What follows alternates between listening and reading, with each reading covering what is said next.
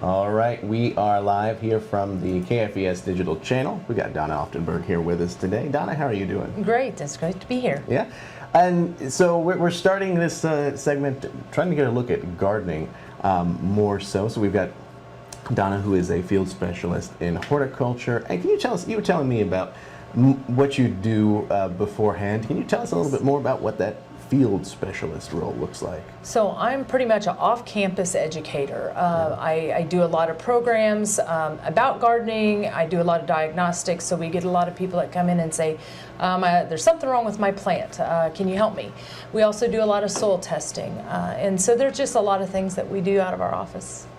Very cool. And I know as well, one of the things that we wanted to look at today had to do with some of that winter damage that caused on plants. What does that mean now that we're getting into late spring? How does that the effects of winter stick around on those? So we had a cold period right before Christmas where plants were not hardened off enough, and when we had those sub-freezing temperatures, the plants really took a hit. A lot of tissue damage, a lot of dieback, and we started receiving a lot of calls in the spring saying, my plants aren't coming out right, I have a lot of death, or what's going on with my plants. And so that really started us looking at what was truly happening in the landscapes. And so we have seen boxwoods and azaleas and hollies and and the list goes on, really suffer a lot of damage due to that cold snap that we had.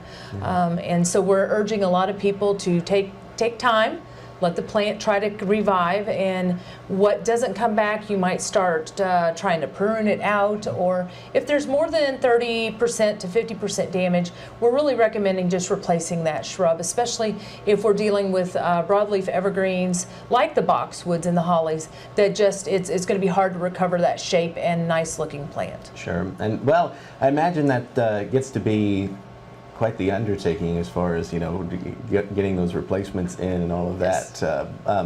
As far as that goes, do you see a lot of that usually, or are these kind of unusual conditions for them to have had that hit from the winter cold like that? Well, a lot of people don't realize that these plants take time to harden off, and so if we have a prolonged or a warm fall, as we did last year, plants they take their old sweet time and they don't make it quite to the hardened state. And so if we get a premature freezing or really sub-freezing temperatures, those plants cannot take that. And so this is not normal, no. Most of the time we don't get those really cold temperatures until late January or February, and when the plants are truly hardened.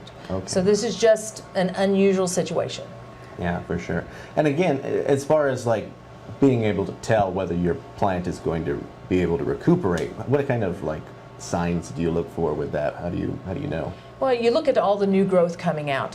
For example, crepe myrtles, they're dead on top, but you've got this whole flourishing bottom that has came out. Well, that's just an indicator you need to just go ahead and take that plant to the ground and let that new foliage take its place, because that top's not going to come back. You might take and bend some of the twigs if you're not sure. If they snap, they very well could be dead. It's past, you need to just go ahead and consider it it gone, and either cut it all the way back if you see that ground foliage coming up, or if it's too much damage, just replace it. Sure. And yeah, as far as that goes, is there anything else the advice you would give around this topic for folks? I wouldn't, I wouldn't give a full dose of fertilizer. I would give a diluted amount of fertilizer. You don't want to push them and stress them to the point where you may do more damage. You want to definitely do a light fertilizer. And if we end up back in a drought, definitely start watering. And about 1 inch a week is what we recommend. So if we haven't had rain in a while, you might be watering once a week. Sure. Okay.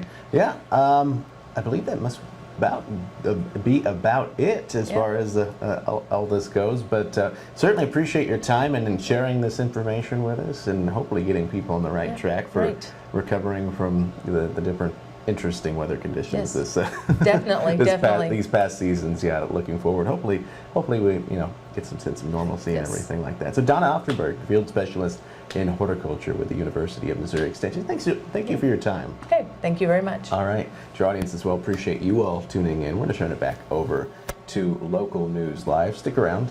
We will be back at 4 o'clock with Heartland News Now.